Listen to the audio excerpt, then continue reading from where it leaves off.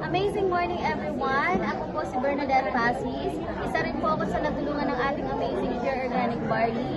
So, bukod po sa akin, ang pinaka-main reason po talaga kung bakit ko po talaga kinuha itong Amazing Pure Organic Barley is para po sa nanay ko dahil po sa kanyang stage 3 kidney disease. Yan po, and nakakatuwa po dahil apat na sachet pa lang po ng ating Amazing Pure Organic Barley ang na-take po niya nung time na yun.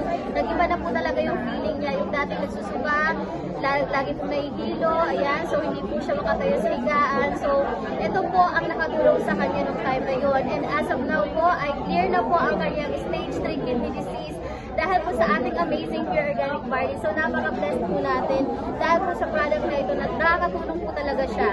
So, kung ikaw po ay na-sharean ng video na to, make sure po na makapag-message ka rin sa taong nag-share sa'yo ng ganitong testimony. Ayan. Thank you so much po for watching.